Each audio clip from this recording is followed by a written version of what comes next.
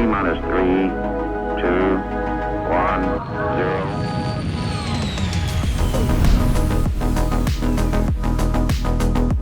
0. Hey folks, welcome to the Launch Sequence Podcast. We are talking about some Star Citizen this week. If you were expecting anything different, why? No, I'm kidding. Sometimes we do other shows, other games, but today we're talking about Star Citizen. We're talking about Pyro. This is probably like year 5 now that we've been talking about Pyro, but you know, this year's very long road to Pyro. Yeah, it's a highway. It's an interstate. We're on I-80. Yeah. It's taken a little while, but I'm joined here by repeat guest, probably the most repeated guest in the show at this point, AstroHistorian, good friend, YouTuber, and D&D cohort tomorrow. I guess a couple days ago now, if you guys are watching this podcast when it goes live. But thank you for joining me today.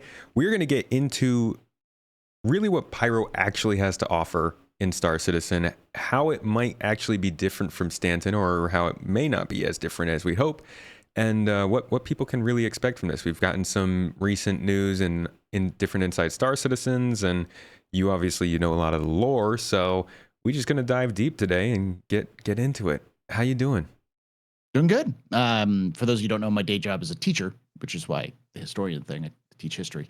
So school's starting up for me soon, so it's been kind of a crazy sort of week of preparation and such. But other than that, I'm good. Doing great, because it's the first week of school is always exciting, and of course, Star Citizen is sort of doing that slow roll into completion for 3.24, and which has been nice. That calmed down a little bit. It means that I don't have to panic and try to do a bunch of content at the same time. But at the same time, it means that nobody is watching content about Star Citizen. Yeah, it's fairly quiet, and it is a slow roll. Do you remember another update that we've had with Star Citizen that took this long to go from pre-Evocati to live? 318 was longer. My guess would be 3.0 or 2.0. Oh my gosh, well, I actually don't remember how long the testing cycle was for 3.0, but I remember the burn down and the big drought that we had that year before it went live. Yes. 2.6.3 to 3.0 was like literally an entire year. Yeah. But like when 3.0 went out in Evocati, it went out in Evocati in like November. And I think it released in like the last week of December. So yeah, 27th. It went from like late October, early November until late December. So it was like almost 2 months of it. I know people do there are very, very big statistician and data nerds out there who play Star Citizen, who have some list of like the longest it's ever been. But this one feels longer though, because it's like we basically had the Invictus patch in June, and then we haven't had a patch since Invictus. Yeah. So it's like it's now the end of August, or coming to the end of August, and Invictus was at the end of beginning of June. I want to say it may have been Invictus end of May. Yeah. End of May. Yeah. It's like May 14th or something. We got that patch. It's been like 3 months since we had a patch, and so that's why people are like, "Wow, this feels dead." Star Citizen, not even like summer a of fun. 0 of it. So yeah, yeah, and I mean, and 324 is just stuff that was supposed to be in 323, so that makes that's like salt in the wound. And once 324 comes out, I really, I don't think it's really going to bounce back quite like it would have if this was actually a fresh patch. There's just a lot of the excitement for these features has died off with just the pure wait for them. And when it's in PTU for so long, everybody kind of gets their fill by just watching other people play it. So by the time you get your hands on it, it's like, well, is this really new? Yeah, it's been rough, man. How do you cope? I know you've been doing your mech summer of fun stuff. I cope by not doing Star Citizen. I've been playing MechWarrior 5, and I did a video, an entirely 1 hour long kind of breakdown retrospective of the lore of the Titanfall games, which is good. And I did a charity stream for Titanfall, playing the Titanfall 2 campaign.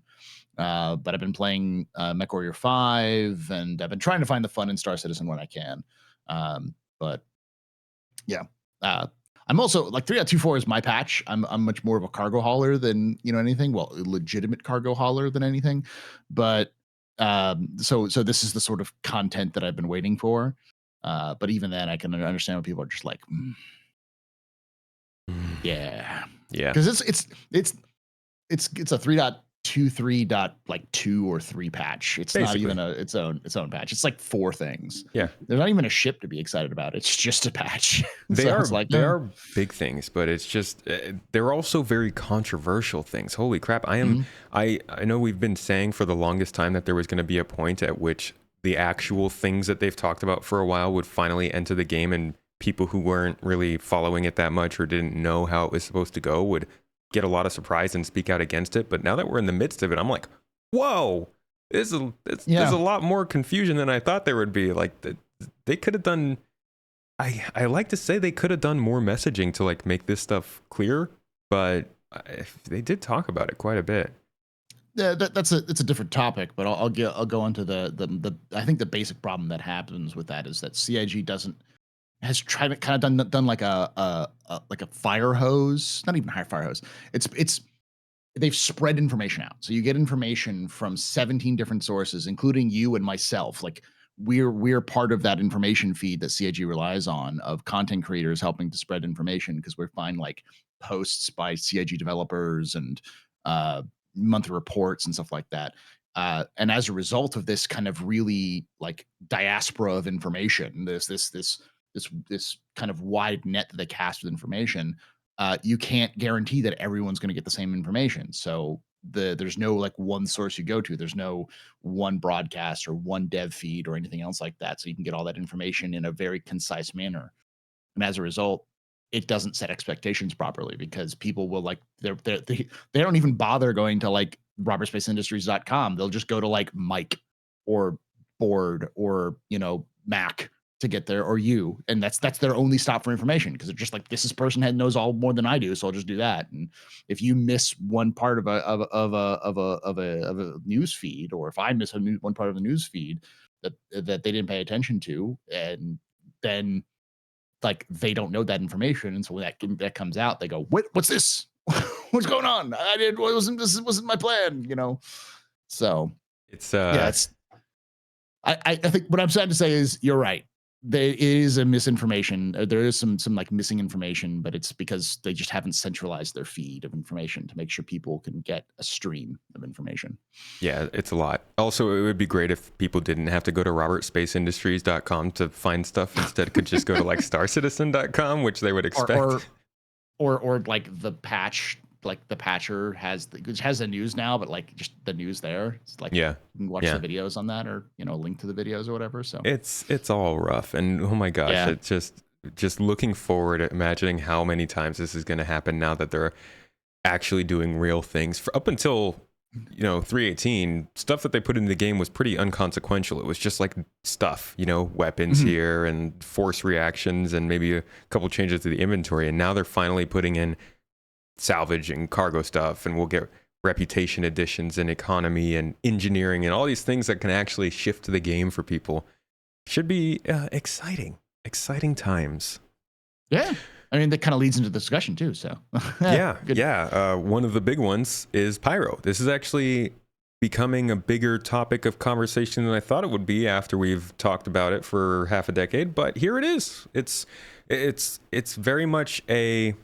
There are two big questions that seem to revolve around Pyro. First is this just a PvP hotspot where we're just fighting each other all the time? And second is this just a reskin of Stanton? Which would you like to tackle first, my friend? I could talk about the PvP stuff because, contrary to popular belief, I am an enjoyer of chaos. For those of you who don't know, I did my first real big project doing lore for Star Citizen, or not for Star Citizen, lore of Star Citizen. I don't work for CIG. They couldn't afford me. The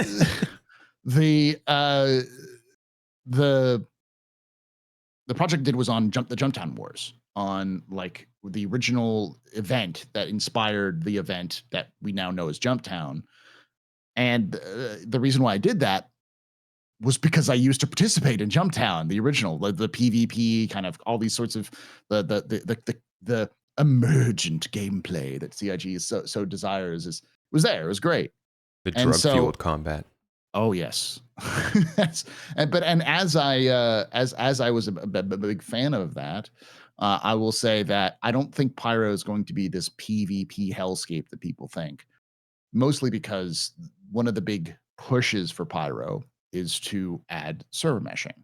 And by adding server meshing, it's going to likely improve things like the reaction time and the performance of NPCs. In my limited experience playing the tech previews with older NPCs, not even the new NPCs, they were pretty deadly and were pretty reactive to you on those servers. And these were the servers that had or these were shards that had 200 to 300 people on them. The AI was pretty lethal in practice. So the part of the reason why they're doing Pyro is, or part of what they're going to do with Pyro is they're going to add more NPCs. So uh, the main opponent and the main features you will still see are going to be NPCs with more PvP in Pyro than in Stanton, but it's not going to be like welcome to the Thunderdome. Everyone you're going to see is going to, all of your opponents are now like other players, because there's still going to be a lot of NPCs because there's just not enough people. Like 200 people, it sounds like a lot of people. Like I'm not saying that they will have 200 people, but that was like the last test they did. Confirmed. So yeah, confirmed. CIG Paul Shilley, CIG said this, but that's doubling the current player count, which I think is an easy win for CIG to double the player count with the server meshing. So if they double the player count with server meshing, that's still 200 people, still tiny compared to the entire breadth of Stanton and Pyro.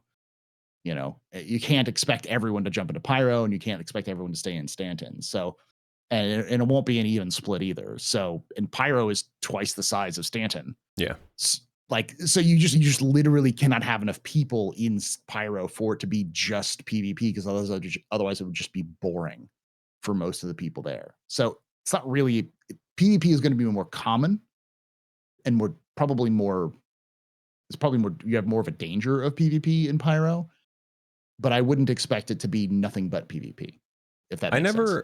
I never understand if when people say that it's all PvP, if they mean literally all PvP or if they're just associating any combat with PvP. And if that's because that's the only combat they've experienced, or because they just expect the AI to be so bad that there will be no PvE because the AI can't be there to engage them. But it does feel like people use the word PvP synonymously with just combat in general.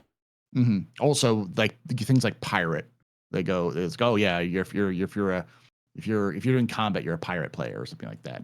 There's a lot of misinformation and misunderstandings about players and player behaviors. So yeah.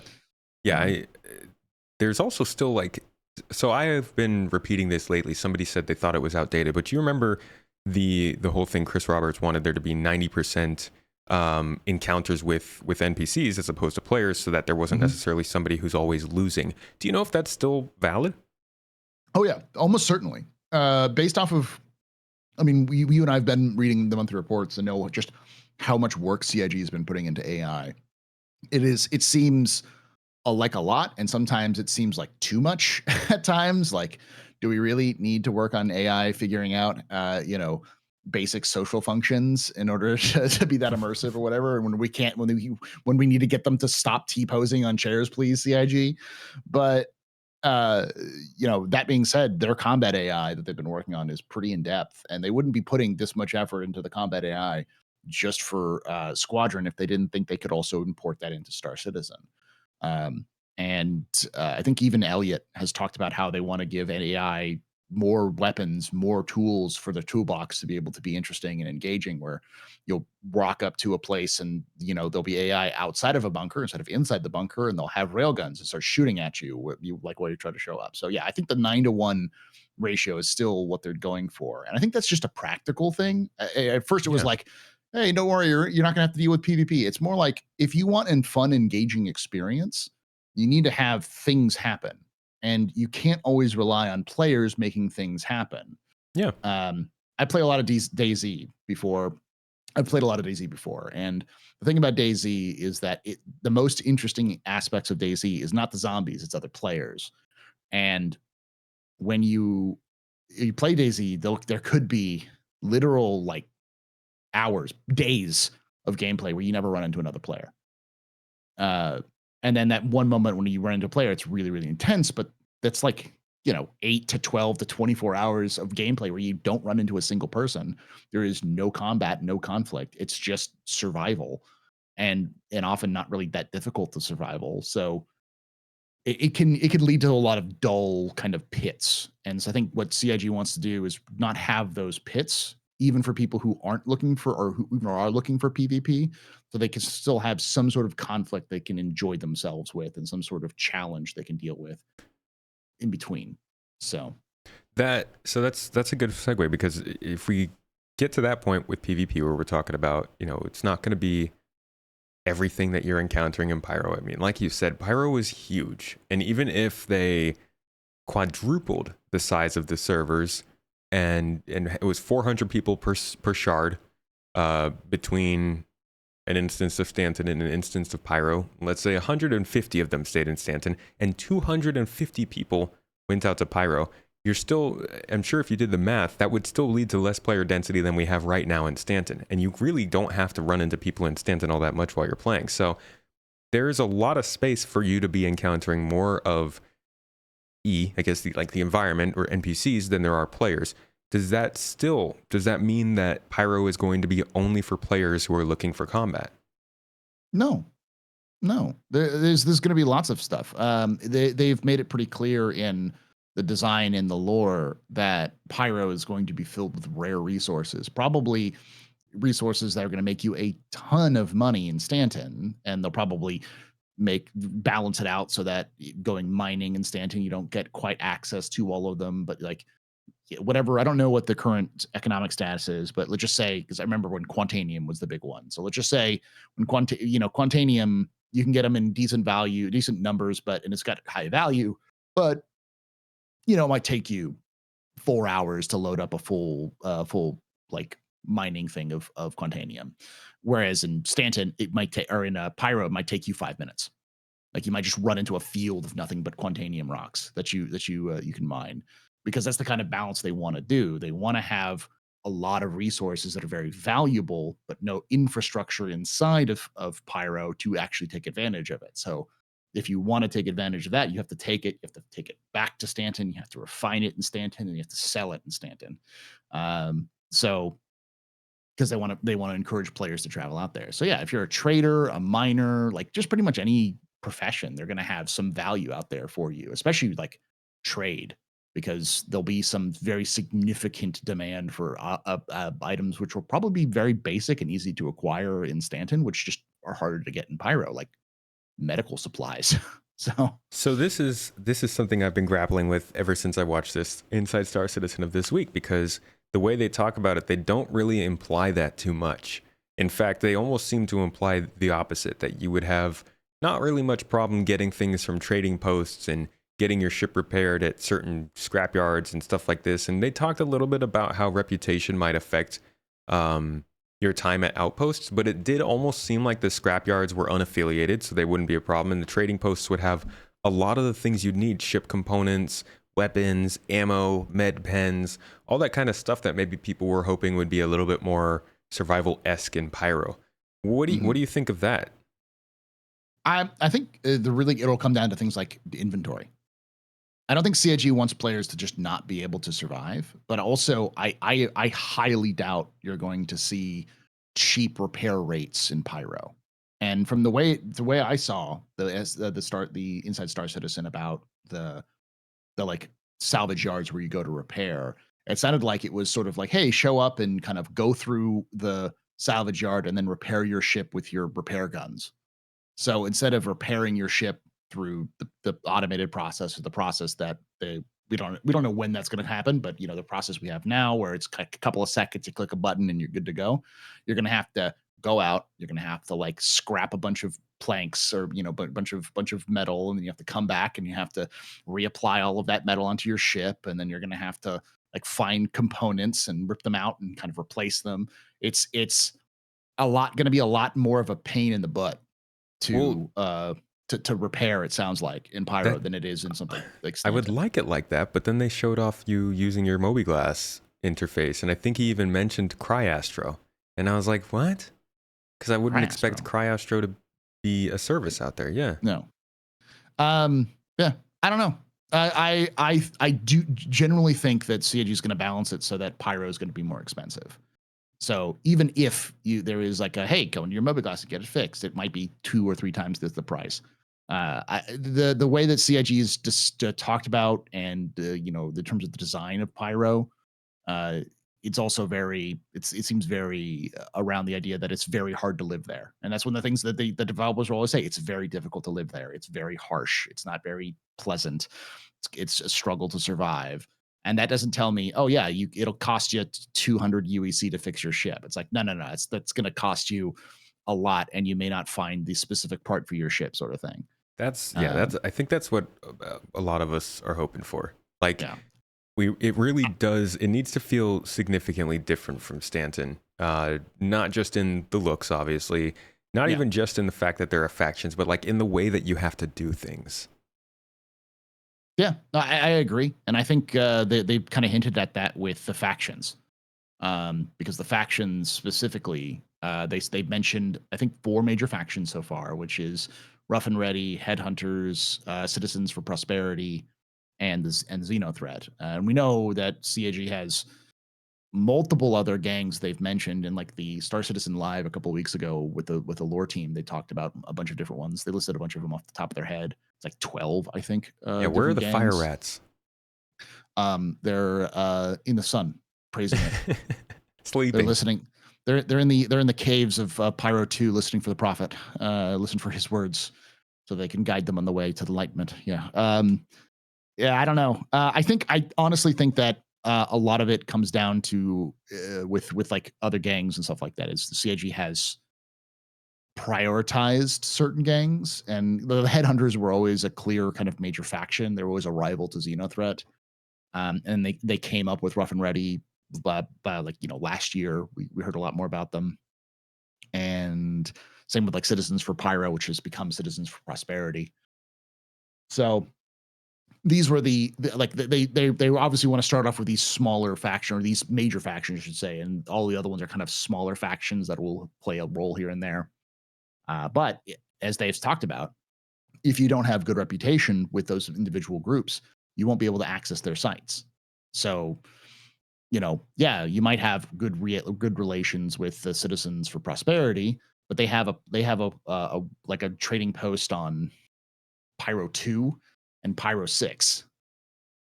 So if you got to go from Pyro 2 to Pyro 6, you're going to go through territory of gangs which you may not have good reputation with, like Rough and Ready or Headhunters, and thus it becomes a little bit more difficult to travel through those areas. And it's a little unclear because CIG definitely said in 3.23 that they were going to release and did release the faction thing, where like if you were good relations with a faction, people would show up to back you up in a fight, or if you had bad relations for the faction, you'd get attacked Yeah, more, or yeah, you'd the get hunted hostility. down. The Yeah. hostility feature. I don't think CIG's ever been clear on if that was in or not. Because it was on the list, and I think they said it was released, but then they also said that they turned it off because Did they? the original, yeah, because they said it was originally supposed to be for Grimhex. They were going to use it for testing for Grimhex, but I never even saw it being tested in the PTU for 3.23. So it may have just disappeared and no one's talked about it. But I think that's the real key. If that hostility, the reputation hostility system is in, that's where it's going to start feeling a little bit different, because you can't in Pyro, it's bigger. You're going to have to find ways of refueling your ship because you may not be able to jump one jump across the entire system, and you're going to run into people who don't like you, Yeah. or that sort of thing. That's really the key, is the reputation hostility. If that's in the game, and if it's in 4.0, because it's apparently was in 3.23, then that's really going to be the defining kind of difference feel between Pyro and Stanton. You can jump That from is one end to the other end of Stanton and be fine, but once you hit that reputation hostility and Pyro, it really depends on who you are friends with. Yeah, So. and that's what really separates these two systems. It feels like against outside of the missions, which can be brought back over, the locations, which can be brought back over, all of these features that they could essentially upgrade Stanton with at some point, just with a different coat of paint. It's the reputation in Pyro that makes a big difference, because like you said, you could have good reputation with any of the other companies in Stanton. It's not like the other big governmental companies are going to care. Having good reputation with ArcCorp doesn't mean Crusader people are going to start attacking you. So that is a fundamental difference between these two systems, and they've been rather quiet about it. I mean, I know they've been kind of talking about it here and there with like, oh, you could go to this space station and maybe you could do that, and you can go to this outpost and there's possibly that, but we don't know. Are these gangs going to put hits out on us? Is it going to be like having a bounty where if I do enough to the headhunters, I will literally get tracked down around the Pyro system by their people if they don't like me enough? Because that starts to change things. Everybody is saying, oh, well, you can have a person who comes in and just starts killing everybody at a space station and then just la-di-da goes off on their way. But what if that gang, the owners of that space station, decide, no, this person needs to die? I think I can't think of any other way, because that's kind of what they described with the reputation hostility system. And it's not like we need more information from CIG on this one for clear in terms of because there's no crime stat. You're not going to get a crime stat in Pyro. I think that's another huge thing. It's like there are no laws in Pyro, only people. This is the Expanse thing. There's no laws in Ganymede, or no laws in Ceres, only cops. There's no laws in Pyro, only gangs. Don't mess with the water. Yeah, don't mess with the water, whatever, the aqua. Yeah, it's the aqua. Yeah. But it's kind of like that, where there's not going to be, there's not going to be you're not going to get a level 1 crime stat for, accidentally stealing something or stealing something from somebody in, on a station. I think it's just, you shoot somebody on a say a rough and ready station, you get a negative reputation, and after a certain point of negative reputation, they just shoot you. They just don't let you land. They shoot at you and you get closer to them. You can't get access to their stations. Their guards will be hostile towards you. And I do wonder if that is a line of sight thing, or if you kill somebody in an abandoned space station, will the local gang automatically know, like it is with the crime stat? Because I think that needs to go at some point. There's got to be some reason that it gets detected. It does have to go at some point. I think it'll be automatic in the first release, though, with 4.0. Gross. I think that's just one of those things that they don't have the systems built up for it yet, which is disappointing. But I do think that but I also think that it's going to be situational. So, like, if you go into the contested zones, I don't think there's probably not going to be reputation buffs or losses in a contested zone, because it's supposed to be kind of like the dark zone. Yeah, I guess from Division. Okay, so that's what the neutral zone from the monthly reports was probably referring to then, is these contested zones where everything is just a blank slate when you enter. Yeah, no matter who you're talking to. That'd be really awkward then. Like if you were really, really good friends with headhunters and you head into a contested zone and suddenly they're shooting at you. Like, wait, hold on. Yeah, we're good. We're friends. And it may be different. It may be that if your reputation with the headhunters and you walk into them, you run into the headhunters, they're just like, cool, brother, we're cool, we're good. But if your friend with you is not good with the headhunters, they start shooting your friend.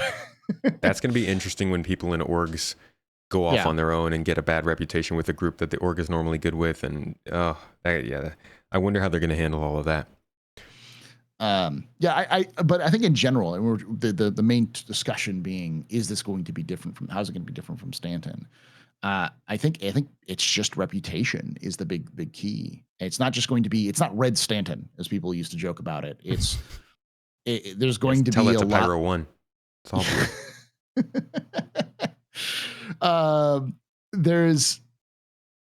I think there's going to be a lot of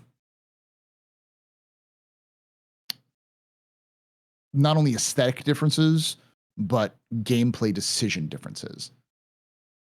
like I said, just the gangs themselves not liking each other and how they're going to fight with one another and how players might impact that situation is going to be a big part of what we don't know yet, but it's stuff that CIG has kind of hinted at and or just straight out said in the past that they want actions to have consequences in places like Pyro because it's that sort of gang gameplay. Yeah. But I will also say I don't think that 4.0 is going to be dynamic. I don't think you're going to have a situation where you're like, oh, this area is under control of the headhunters and the citizens for Pyro want you to go take it. And you go there and you fight off the headhunters and you wait for, for a certain amount of time. And now suddenly it's citizens for prosperity territory. You're not going to have that in 4.0. Do you think we will at some point have that? Yeah, I think once CIG has, 4.0 is more than just Pyro and jump points. It's server meshing, and server meshing is such an important part, such an important like foundational like technology for the rest of the game that once that's in, I could definitely see people like Elliot and people like Yogi and all of the other sort of developers in CIG just kind of going a little crazy and just doing what they think is cool in what they have with the restrictions they have with the engine. So yeah, I definitely can see because they've talked about in the past how they'd like to do dynamic shifting sort of situations. When I talked with Dave Haddock, it was like one of the very first things that him and Chris talked about when talking about like the background story of the lore is that Chris hates MMOs where you're the chosen one and you go off and defeat the big bad, and then 2 minutes later the big bad revives and somebody else has to fight them. It just feels cheap, is what Chris was the kind of was talking about. So they do that sort of dynamic reality, I think, is definitely one of the things they want to do. They do have a lot of Ubisoft devs there, and one of I think the game series that I know does that the most is the Far Cry series. At least back in the day, I don't know, I haven't played many of the new ones, but that was all about going to an outpost and changing the faction that was there, and now you have a supply point and all that stuff. I hope that they have that in places like Pyro, where you're shifting those kinds of territories. I think that will eventually happen, but I think the one thing that people should probably take away from is something that CIG has said in the past, and they haven't said it a lot, but they have said it recently, which is their main way that they do new technologies is they try to bring everything up to the parity of what they already have, but running under new technology. So like 4.0 is going to be a lot like 3.24, only under server meshing. Right. But they also want to add a bunch of stuff with Pyro. So they're actually adding new content because they have to add Pyro. And Pyro comes with its own set of new missions, as well as missions that are ported from Stanton and so on and so forth. Yeah. So there will be some similarities from what we already have, but not everything.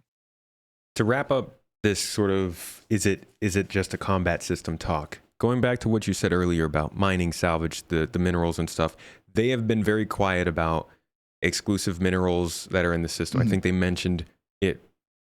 They mentioned that there would be harvestables, I believe, that would separate it from Stanton, right? But besides that, we haven't heard much about minerals. We haven't heard much about opportunities for people who are industrial players, like haulers and things like that, that are looking for a very good reason to be attracted to Pyro other than, oh, it's dangerous, it's a new experience, it's Red Stanton, as you said. Yeah. What realistically do you think they could have in 4.0 that would actually attract an industrial player to be in Pyro? Like I said, they may have to reduce spawn rates of certain things or make it a huge value. For trading, they would have to either add new materials that are unique to Pyro, right? New commodities that are unique to Pyro, or make commodities in Pyro that's super valuable in Stanton, super cheap in Pyro, and commodities that are super valuable in Pyro, super cheap in Stanton. They needs to have an incentive that CIG can that they can levers they can pull to get people to move over there to be like, hey, yeah, you can make 20,000 credits for like 20-minute mission, or you can take this hauling mission that takes 20 SCU of cargo to Pyro, and we'll pay you 150,000. So economy that stuff. Sort of thing. Economy stuff. Oh yeah, it's all got to be around the economy. either for like the value of the minerals or the ease of access to the minerals for things like mining, the value of salvage material. You may be a situation where RMC is just super valuable in Pyro because they don't have an infrastructure for extensive repairs. So you can sell it through the roof with RMC because they need it in bulk. There's lots of like I said, those economy levers that they can pull to get people over there. So Okay. Here's a fun one for you. I also know why they haven't said anything. Surprises? Yes, surprises, and because they don't want people to pre-plan. Because if they have to change their plans, if they're like, oh yeah, we're going to use my quantanium example, it's just abundant throughout Pyro, and it's super easy to get. Cool. Everyone hears Pyro is going to be full of quantanium, and then something changes, and they're like, yeah, we don't want to. Like this has to change, and this has to change. We're going to have to bring down the number of quantanium in Pyro. Then people hear, oh, you went back on your promise. Pyro doesn't have quantanium. That you're lying to me. You lied to my face. Chris Roberts came to my home and punched my dog in the face. I hate you now. Like that's that sort of thing. So often. He's a world traveler when it comes to punching people in the face. I'll say that. Personally, mean guy. Look at him, just going around ruining everybody's days with these Star Citizen promises and punching in the face. But I mean, it's that sort of thing. They're trying to reduce that amount of like, but you promised situation, which is admirable, especially if you hear how the economy people talk about it, because they're like, even just recently, they decided they're going to allow for a ton of ships that weren't available for rent to be rentable in 3.24, specifically because they wanted to try to encourage people to do the hauling missions. So I think if anything, we'll hear about those rare resources or the levers that they're going to want to pull for the economy about like halfway through the PTU of 4.0. I certainly hope so. I really do. We need some reasons to go there. Yeah. All right. I've got a fun question for you. We were first told that Pyro was coming next year back in 2019, CitizenCon 2019. And since then, it's been kind of like Pyro's coming next year, almost every year. Maybe not quite every year, but just about. What the heck was Pyro going to look like back then? If all of this stuff that we're seeing now is just being finished for it? Like a year ago? No, 2021. 2021.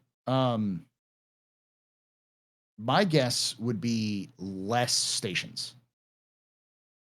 There would be less content in Pyro. It would have been bigger. It would have probably been more empty with factions, but not as many. Like it's clear that like the AI didn't really take shape until recently. And it may have been that a lot of the stuff that's in Pyro right now was good to go, but they just didn't have server meshing. So like they were hey, we're good to go. And then server meshing delayed all of the other things. So we know the outposts weren't ready back then, right? The new style of outposts, which you have in your background. This one. Yeah. When did the ruined outpost come out? Was that 2 years ago? The derelict ones in Stanton? Yeah. The first batch, the first batch of them was 2022, I believe. Yeah. So like they didn't even have the ruined the derelict outpost until 2022. So it's clear they didn't have the outpost ready. The Pyro, if I remember correctly, Pyro was originally like they were thinking about maybe releasing it in 2020. Yeah. Not just 2021. Yeah, 2020. And I'll tell you what probably happened is that they were on track for whatever they had planned for Pyro. And then halfway through the year, CIG does what it always does, which is they take a hard look at their actual plans and go, we're a little ambitious. Still 4 more years away. Look at that. Yeah. We don't even have a while for us persistence to get yet. this. Wow. Yeah. iCache? What?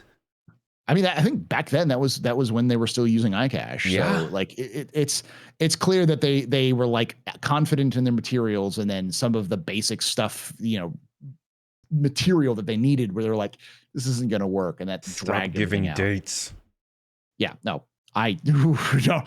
God. I love Disco Lando. Jared, you are great. if you're watching this, I'm sorry I'm going to say this, but it was the stupidest thing for him to come up on the last Star Citizen, Inside Star Citizen at the end of the year and say, we're shooting for a summer release of 4.0, because I realized what he was saying was August, which Yeah. this is going to miss Last anyways. possible chance in the summer. Yeah, but everyone else heard June. So that was automatically not a good, because like, when is summer, CIG? And they would be like, well, we don't want to define summer, because it's like they don't want to get caught into a date fiasco. But yeah, it's those sorts of things where it's like, yeah, if obviously it's and Jared, that was after Jared made a big long speech of like, this is our plans, these aren't, and these are going to change, and they're always good. We're pretty confident about them, but things might change. That's great, but like, all the people heard was, you promised 4.0 by summer, and that's why people get antsy and get mad right now, is because Jared said stuff like that. We watched that last episode again. I think that was just last week. Oh God, no, that was this week. I was going over base building, and I kind of got into a little bit of a rant about like all the stuff that's not in testing yet. And he was like, yeah, we're going to use the preview channel. You're going to see hacking and the new quantum system and this and that and all those. Like, oh my God, well, where is it? It's August. I did that on the I think office hours. I did the same, or like on Wednesday, I did the same thing. I looked through it and I was like, wow, they had some high hopes. That just kind of imploded really very quickly, because we've had 2 preview channels tests the entire year. Yep. So yeah. And people, most people, I would say, would doubt that Pyro is still coming this year. Yeah. I discount. I think that Pyro is still coming, but I have a different kind of reasoning for it. And it's not a good reason. I'm of the opinion that Pyro is probably going to come no matter what by this year. But I also think that it's going to come out in a 3.23 manner, where CIG is just like, is it server meshing? Is it Pyro? Is it jump points? Go. If those 3 things are the ones we need. Anything else? Push everything else. It's now 4.0.1, which will turn into 4.1, which will be our IAE patch, and then we'll be done for the rest of the year, which is still a significant amount of work, because everything else that's not that is like engineering, fire, life support, it's big stuff. Ships, charge and huge drain stuff. Yeah, charge and drain. So it's like, but so I and that has more to do with the fact that Chris, from the very beginning of the year, was like, we're going to talk about 1.0 at CitizenCon, release 1.0 at CitizenCon, which immediately said that there's a hard deadline that they want to get 4.0 out before CitizenCon, because they said they promised they were going to get it out before CitizenCon, last CitizenCon. Oh my God. So imagine if we had another CitizenCon with 4.0 and Pyro. Like, it's not, that's what I mean. It's not going to happen. Like, it's going, they're already doing CitizenCon. They've been planning it for months now. They know what they're going to be presenting, or have an idea at least of like the direction they're going, and it's not going to be Pyro. Yeah. And so like, because of all of those promises, everything they said before, it's going to come out, but you won't want it to come out, because it's going to be bad. You're going to get it and you're not going to like it. I won't say it's 318, but I will say, if you're the kind of person who's like, I don't like when I fall through the planet every 7th time I've played the games, like, you're gonna want to sit this one out, buddy. You're gonna want to wait until next year, when it's a little bit more stable, when all the things that were supposed to be in 4.0 are fully in 4.0, the branch, in like March. I'm expecting every part of this to be parallel to 3.0. And for anybody who was around for 3.0, you remember those first 3 quarters after it came out was all about just suffering through and enjoying the new stuff. And it wasn't until object container streaming came in that things started to get better. I do hope that it's not like that, but I expect the initial drop of 4.0 to be not the best. Yeah. And that's kind of the coming back to the original point we're talking about what was Pyro going to be. Yeah, it was going to be a lot worse. Yeah. I mean, like, look at all of the different things that have come together, even from last CitizenCon until now. They've changed a lot of stuff, and it's just like, I mean, look at what the game was back in 2020. We didn't have salvaging. Mining was not in a good place. caves I don't think existed. Most of the derelict ships didn't exist. We were still space stations. rocking 40, 50 players per server. Yeah, You know, it would have been entirely different experience, and it's just kind of crazy to think that's what they wanted to do. yeah. No, the game increases in scope, not necessarily necessarily in a way that it wouldn't eventually increase. It's just the game increases in scope slower than it should be. So like Pyro would have been a very different experience. I think we would have still gotten what we're going to get with 4.0 and Pyro around the same time. But it would have been like you got used to 40, 50 people in Pyro with buggy AI and, maybe better AI than it is now because we've got, we would have had server meshing, but it probably would have been great server meshing. They probably would have had to gone through different iterations of different configurations and getting it to work. And then, around this time, we would have been, hey, now we've got 200 players, 300 players, and the performance is better and all that kind of stuff. And, can you imagine having Pyro in 2020 and then now just this year getting master modes? Can you imagine it was already pretty bad in terms of the reaction to master modes? Can you imagine the sheer amount of anger that would have happened if the PvP combat free for all sort of more sandboxy element of Star Citizen, Pyro, was out when you had the change to combat when that happened? People would have lost a gasket in that point. Yeah, it's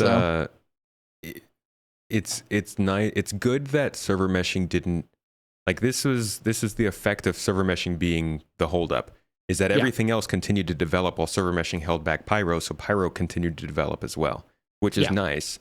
And it'll be interesting to see then how other systems will drop in if they're not held back by something that's big on the back end, but just by the progress on those systems themselves. Yeah. I mean, that's the dream. The dream is once Pyro is out, CIG has no barriers to develop. So just had to drop system after system after system. Until CitizenCon, when they mention another barrier to develop. Oh, it's going to happen. They're gonna have some big announcement and then they say, by the way, we have this flux capacitor technology. It's got to have the word quantum in it. The quantum flux capacitor in technology, so that we can defeat the speed of light, so we can improve Ultron latency. Gotta beat Ultron. Yes, gotta beat Ultron. But once that's done, once they've discovered warp travel in real life, that's when we're gonna be able to get to play Star Citizen, for real. The floodgates. Yeah. All right. Let's talk a little bit about more about how Pyro fits into the overall scheme of Star Citizen.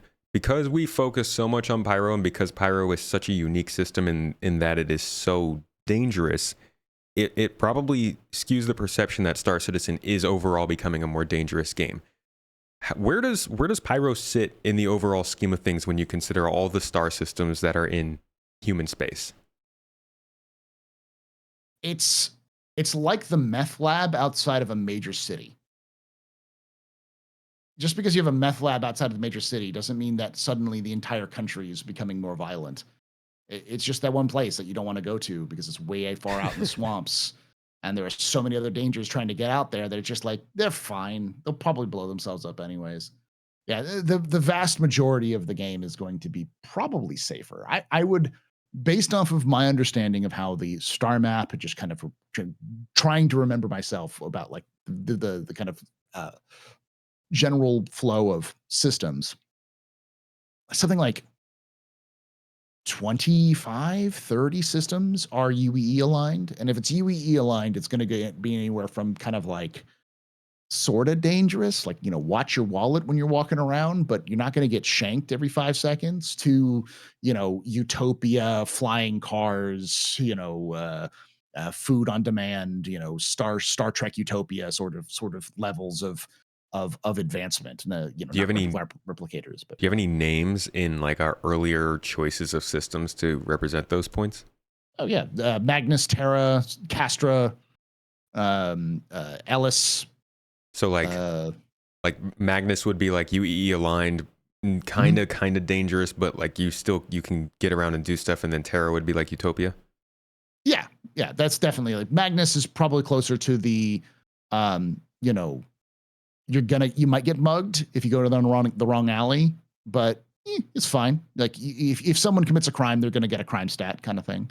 And then Terra being like crime exists, but it's like organized crime, and it's you have to like go out of your way to find it. You're mostly going to be fine, and it's like a nice clean place where it's very prosperity. Like prosperity is a big thing and such. So yeah, and both of those are they actually have a jump point to each other, Magnus and Terra, and to Stanton. And to Stanton. So like those are just like right next to Stanton, to give you an example. Like these aren't something that's like a pie in the sky, maybe 700 years down the line when Chris Roberts turned himself into an AI to continue to develop Star Citizen. We're not looking at that. It's more like within the first wave of systems that are going to come out are going to be those systems. So not only are we going to be getting more stable systems in the game, we're going to probably get them sooner rather than later, because we've also heard them work on both Stanton and Magnus, or Stanton, Pyro and Magnus and Terra. They've been working on both of those systems as well, actively. So have they been working on Magnus? Mm-hmm. They've mentioned it a couple of times. At least the narrative team has been talking about it. So the Planetech is very hush hush about everything they do, but narrative does like to talk about when they start fleshing out things, and that's one of the things they talked about was working on narrative around Magnus, and that usually means things like street names or location names or like local residences, or businesses, or the like landing zone name, like we got Theseus or Tessa, or what is it? Not Tessa. Odessa. Well, the Odessa is the name of the landing zone, but it would be like Odessa getting like the like a spaceport. A spaceport name. Yeah, it's like they're working on what the spaceport name would be, and then does it have a Whammers? Does it have its own local competitor to Whammers? Like Bob's or Bill's Burgers. Bill's Bison Burgers. Couldn't go with Bob's, huh? I could go with Bob's Burgers, but then Fox would sue you. Just Disney, the mouse would come out and be like, "You can't use that, haha." It's their property now. But yeah, you get what I'm saying. Like that's the sort of narrative direction they were going. They were the sort of thing they were doing and talked about they were doing. So if they're in that stage, they're in that the preliminary design stage of what the gameplay is going to be, where things are going to be located, what's the flow of gameplay. And if anything, I think we'll start hearing at least initial talks about some of those places at CitizenCon, because if the whole point is to move beyond 4.0 after at CitizenCon, because beyond Pyro, that's one of those things that's probably going to come out sooner than later, because we literally have a jump point to Magnus from Stanton. So yeah, there's no way we don't hear about Nyx at CitizenCon. Oh yeah, like, that system's got to be well on its way. Why do you think that Magnus, or what's your hypothesis for why Magnus or Terra wasn't the second system instead of Pyro? It's too similar to Stanton. Magnus is very similar to, say, like Hurston. It's like Hurston, but the only place you have is Hurston. So it's like, we already have that in game. So it's not really interesting for developers to do. It's not really interesting for players, because it's like we have the double Hurston and then the rest of the things. And Terra is very much like Orison or Microtech, where it's this high tech, super fancy, very stable. So design wise, neither of those systems are very interesting to do for developers, and they don't build out new tile sets and assets they can use for developing future systems. Pyro is going to be the archetypical outlaw or like fringe society, this whole frontier build development. We're going to see it again. It's not going to stop at Pyro. It's going to be the sort of standard blueprint template that they're going to use for a bunch of other systems out there, and maybe even we might even start seeing them again in the Stanton system or in places like Magnus and stuff. So that's just doing a lot of work ahead of time for that. It's one of the reasons why Stanton was chosen, because it's got so many different varieties that they can build those blueprints out and then use those for a future. Yeah, they really hit two very special cases with Stanton and Pyro as their first two systems, which should help. Mm-hmm. I'm really hoping, I've heard the whispers and murmurs and rumors, but I am really hoping that Terra ends up becoming the starting system for this game. It just seems like it would make so much sense to start everybody off in such a safe system, and it gives them a little bit more freedom to make Stanton a little possibly more seedy or Mhm. iffy in the way that Kind of, their different cities work. yeah, it's supposed to be in the, like a middle ground. Yeah. Like you go from poorest of the poor systems, Magnus, richer of the rich systems, Terra. Magnus is sort of the upper middle area of like prosperity, and I agree. I think Terra is the perfect starting zone because it's the new hotness. So it's like Earth but better, and people enjoy that sort of aesthetic.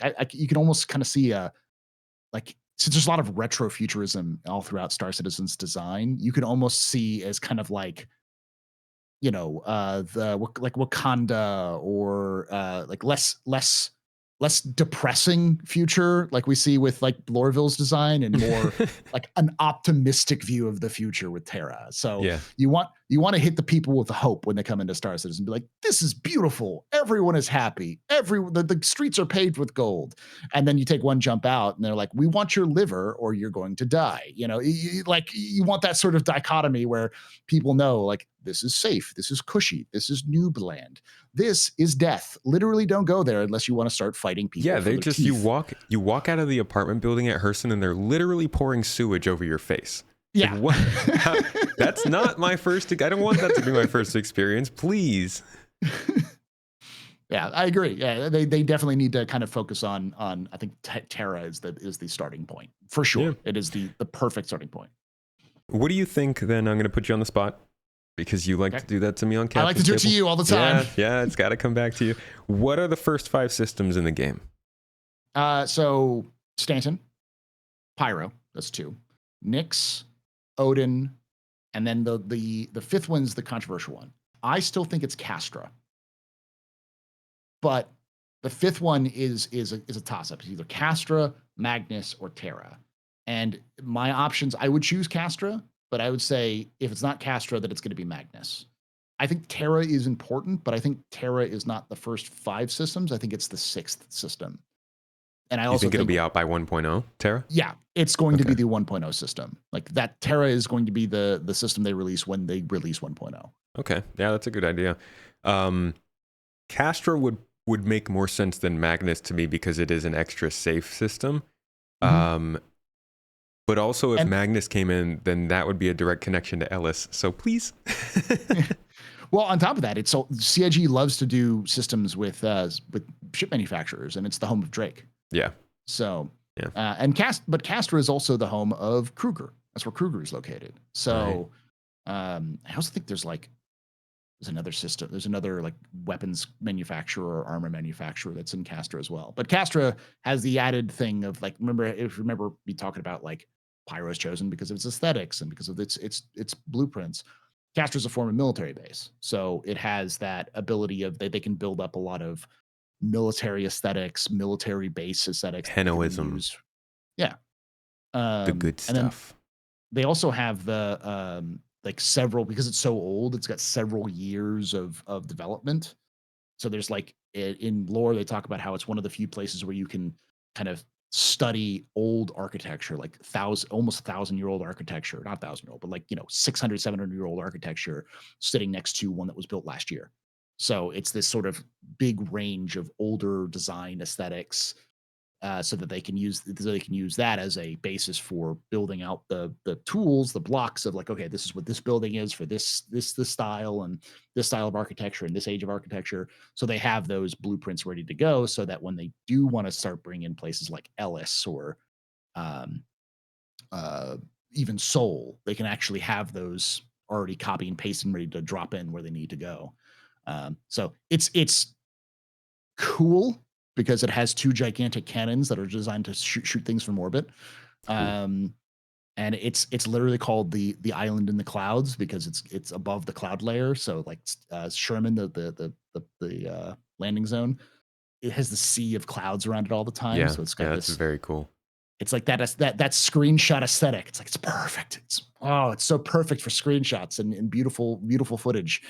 Um, and it works on a kind of gameplay level. It works on a design level, and it's only got 2 planets. It's Bullseye. I think it's called Bullseye, and Cascom are the only 2 planets.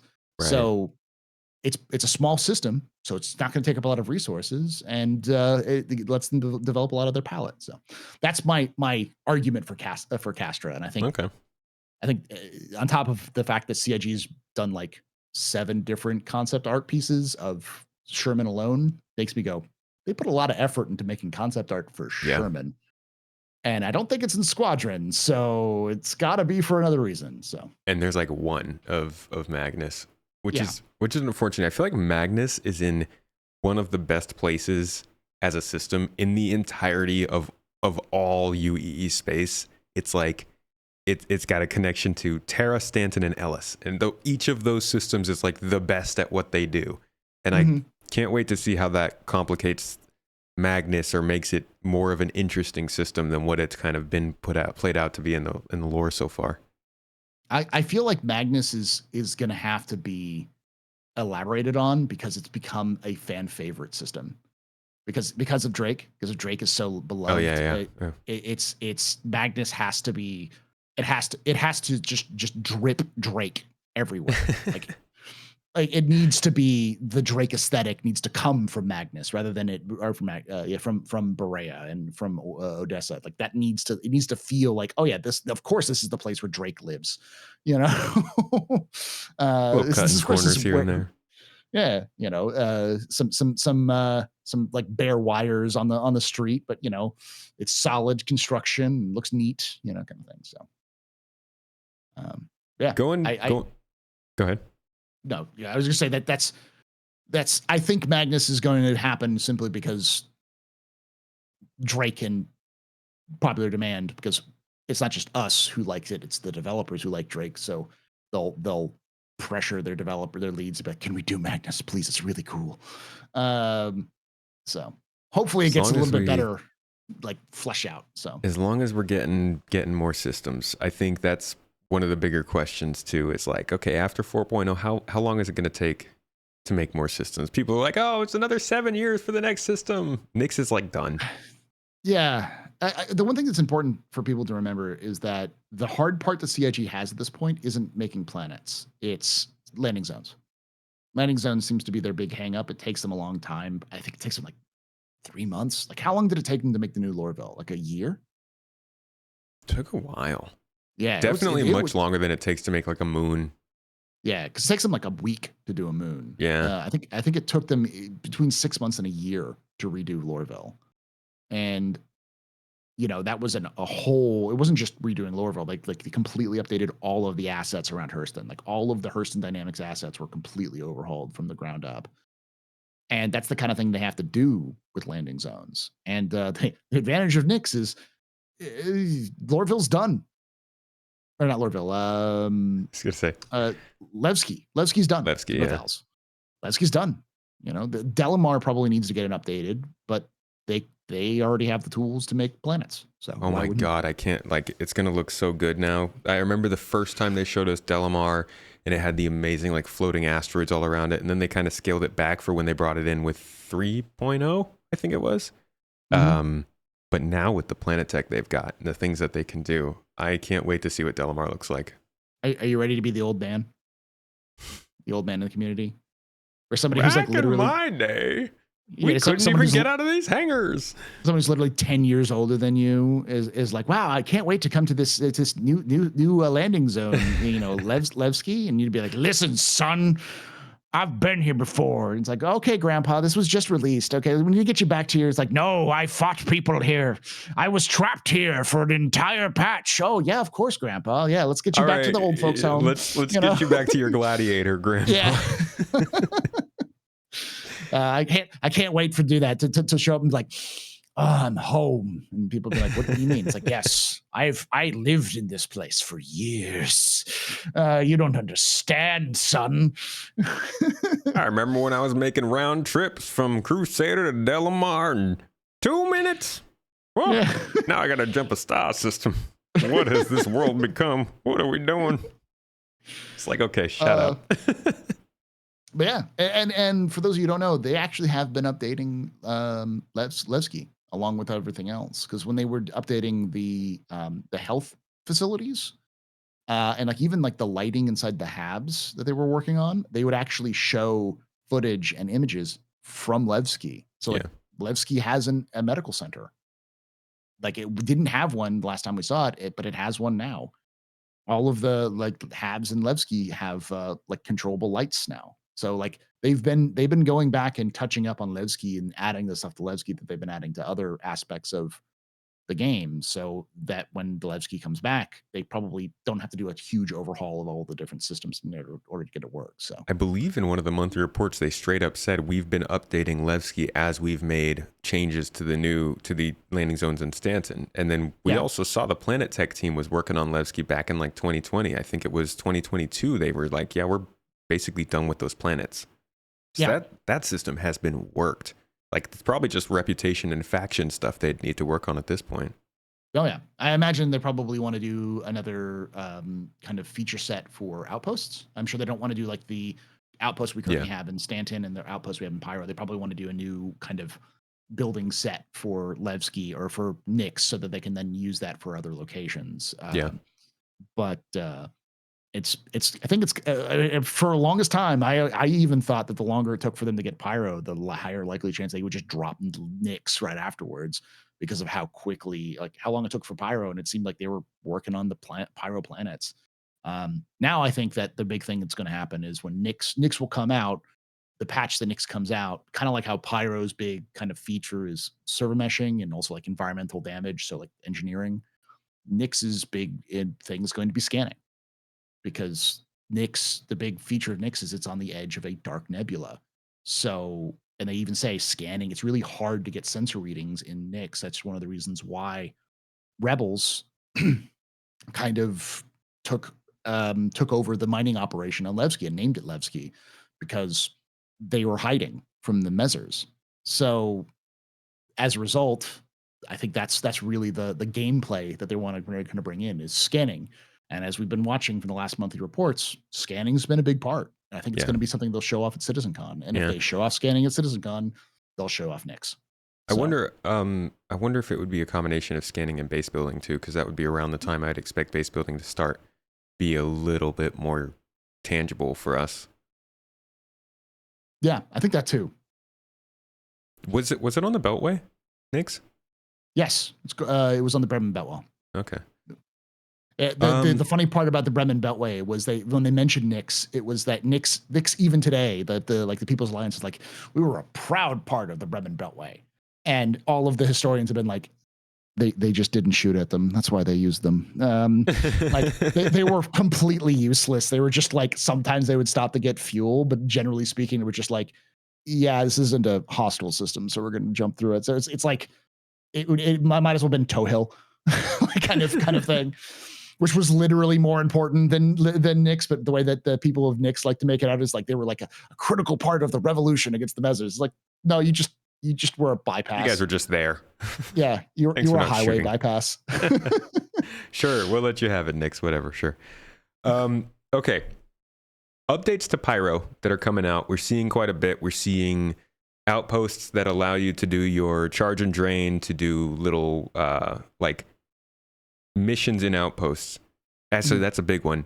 Being able to do multiple missions at an outpost without leaving is huge. That takes away one of the biggest time sinks people have a problem with, which is quantum travel.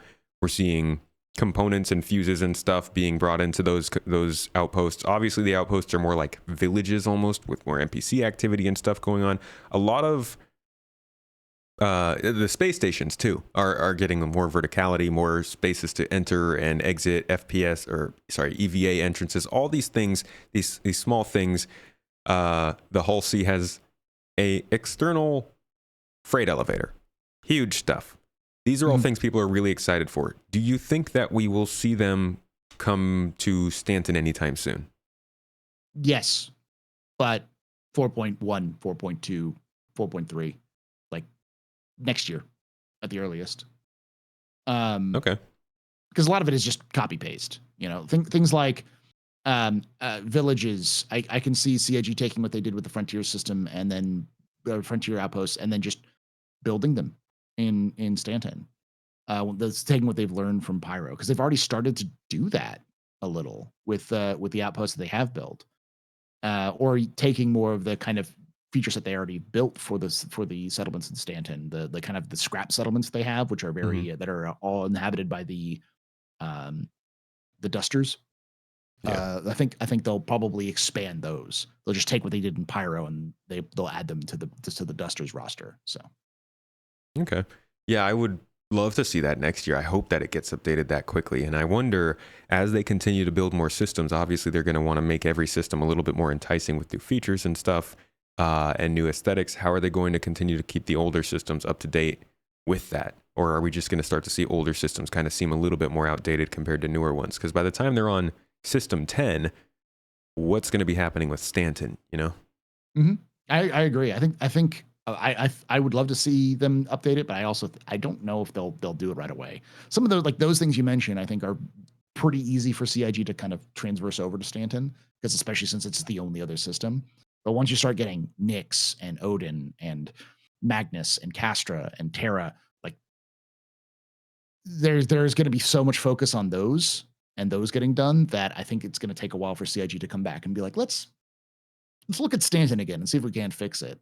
Because I think there will be elements of Stanton, just like there is now in Stanton, like with Grimhex, where you will see elements that are old, that go back to 2.0, that are still there. And I think people will come back, and when CIG comes back to look at, say, Grimhex in 2026, they'll go, wow, I don't think the person who built this asset is even still working for CIG, if even alive, kind of thing. Like this was built in 2013, over 12 years from that by that point. Like, yeah, okay, but yeah, I do think there's going to be some, what is it called, tech debt with the systems going forward. Though I do think that CIG will do their best to kind of reduce that. It really depends on, again, if Chris Roberts has his quantum flux capacitor announcement for like new tech that needs to be implemented in order for them to develop, because that's always been the blocker is new tech. It's going to be a heck of a game to maintain long term. Yeah. It's going to be wild to try and maintain this all. Think about the cost of like how much memory is Star Citizen going to have to take up? There's only one system right now, and it takes up like over 100 gigs. There are like even with 5 systems, is that like, are we going to have like 100 gigs per system? I don't know. Does it stay low with streaming, like keeping that stuff on the cloud, or I don't know. I'd have no idea. Like, I'm sure some of this stuff is like, just the ships cost a lot because of like the 4K renders and 8K renders and stuff like that. But so a lot, I don't know if it'll just go up, but just like, it's not probably direct. I don't have like, it's not a direct correlation, but Yeah. It's a big game. And those changes aren't insignificant either. The format that Pyro is, I don't think that will ever go back to Stanton, in the sense that like we are so focused around, I guess, mostly space stations, not even landing zones yet, because they haven't done a lot to make landing zones matter in Stanton. I do think as they can do more with that, hopefully with the building interior stuff, but also with like just missions inside of cities, need to feel like they are meant for cities, as opposed to in Pyro, it's a lot about outposts, as they've said. It's a lot about being scattered communities with no centralized power, with no centralized sort of commerce. There needs to be some level of a different feel when you're flying around Pyro to Stanton. I hope that whatever they do bring back to Stanton when they start to build out the settlements and stuff, they don't bring back too much that it still feels kind of monotonous, because even right now, that's a lot of what people are worried about. That's what this whole podcast is about, is how different will the fundamentals of Pyro feel from Stanton? To answer this essential question of that overall, kind of wrapping, because I know we're kind of getting to the end of this. Yeah. I think what you will see fundamentally is Pyro will feel a lot more like a game like Rust or Ark than it will feel like Elite. Like I would say Stanton feels more like Elite Dangerous, or a better example. Stanton is Elite Dangerous. Pyro is No Man's Sky. You know, Elite Dangerous, you got specific locations. It's fairly big, but there's like, it's fairly orderly. There's not a lot of chaos going on. Whereas, No Man's Sky, there's just emptiness, and then there's people there, and then there's emptiness, and then you can fill in that emptiness. And there are places you can go, but generally speaking, if you don't want to, you can just disappear. I think that's the feel we're going to see with Star Citizen, or with Pyro with Star Citizen, is that sort of Pyro's going to feel more wild, more hostile, and more, because like, just even if it's just Red Stanton, right? If we just strip it down, say it's nothing but Stanton, the one thing that's going to make it different from Stanton is the solar flares. Like the random solar flares, which are just going to turn off your ship in the middle of flight, that's going to be fundamentally different on how you approach the system, just because of that environmental danger. There's no environmental dangers in Stanton compared to Pyro. That alone is going to cause a problem. So, yeah, that's true. Do you think somebody would be? I guess somebody, of course, will be able to. Do you think it will be a common thing to see people spend all of their time in Pyro, even if they're not combat focused?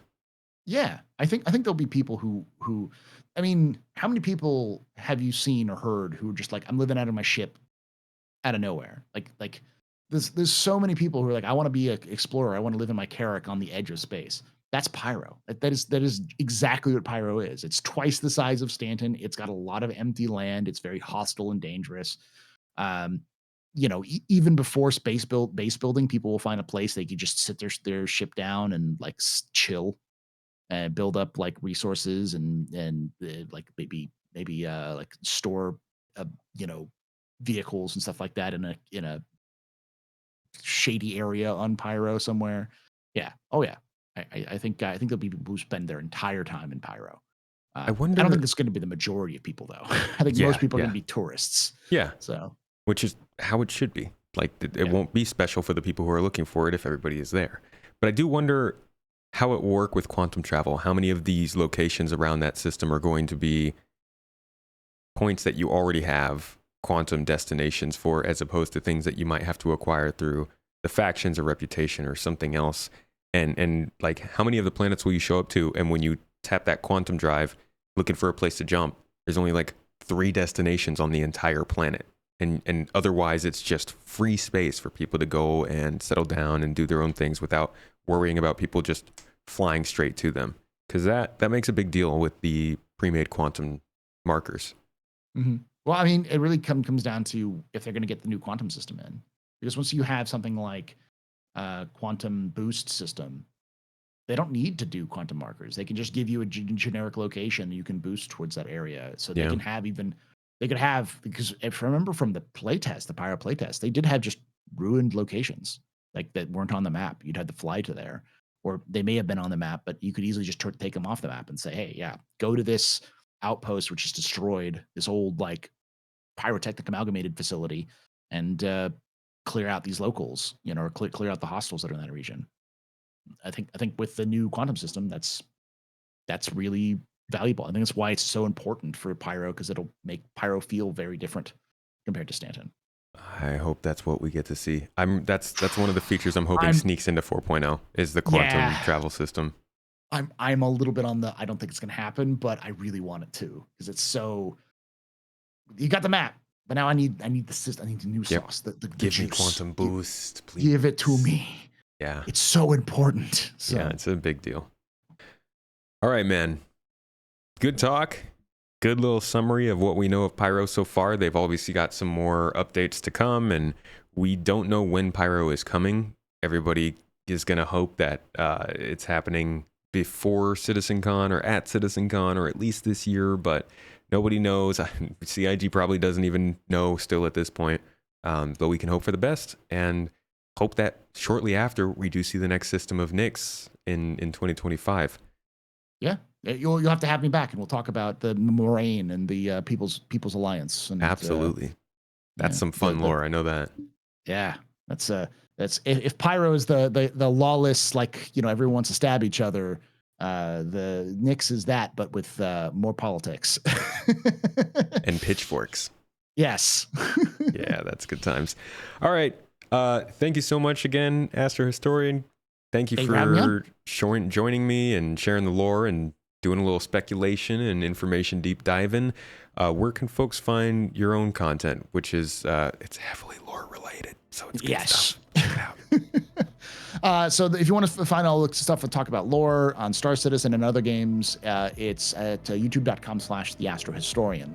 And if you want to catch my gameplay content, I do. You can go find me at youtube.com/TheAstroPub Live or just TheAstroPub. And on Twitch, it's twitch.tv/TheAstroPub. So awesome, Dan. Thank you again for joining me and everybody for watching or listening. As always, if you don't like the ads of YouTube, we are on all major audio platforms. You can go and check it out on there, give it a look, give it a download, whatever you'd like to do. I appreciate you all listening in on this podcast. It's good fun. It's one of my favorite parts of the week, and I hope you get some good stuff from it. Until next time, I'll see you all next week. Have a good one.